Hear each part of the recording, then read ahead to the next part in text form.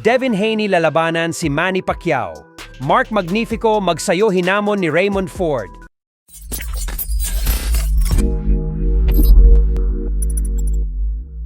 So tila walang nang tsansa pang makasagupa ng ating pambansang kamao, Manny Pacquiao ang current WBA welterweight champion Rolando Romero. Dahil nga po lumalaki na ang tsansa ngayon na ang British boxing superstar Conor Benn ang posibleng sunod niyang makakalaban.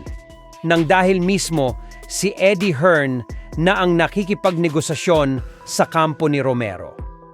Kaya naman, naiwan tuloy ngayon na walang kalaban ang ating pambansang kamao para sa kanyang pinaplanong mega fight ngayong taon.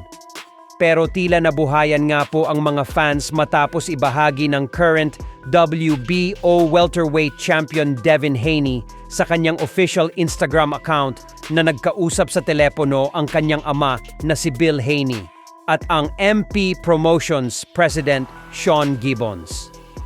Magandang sign po ito na may posibilidad na si Haney ang papalit kay Romero na kalaban ni Pacquiao.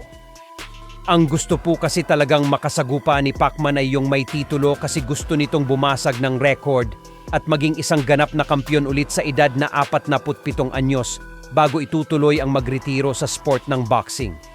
Pero ganun pa man nga po ay ayaw naman ang mga Pinoy fans na labanan ni Pacquiao si Haney kasi takbo lang daw ang gagawin nito sa buong 12 rounds at pupuntusan lang si Pacquiao.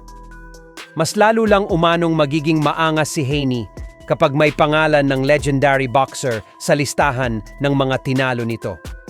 Samantala, binalita nga po ng kampo ni Mark Magnifico Magsayo na pinaplano na daw nilang umakyat ng lightweight division para sa inaayos nilang laban sa buwan ng Abril. At matapos ng anunsyong nito, ay ibinunyag naman nga po ng bata ni Eddie Hearn na si former WBA featherweight champion Raymond Ford na gusto niya daw makasagupa si Magsayo. Para po sa mga hindi nakakakilala kay Ford, ay malakas na boksingero din po ito at isang technical fighter. May record itong 18 wins with 8 knockouts at isang talo lamang. Si Nick Bull pa lamang ang nakatalo sa kanya via split decision pa ito. Kaya mahirap na laban din po talaga ito para kay Magsayo kung sakali, lalo pat magaling din ito sa puntusan.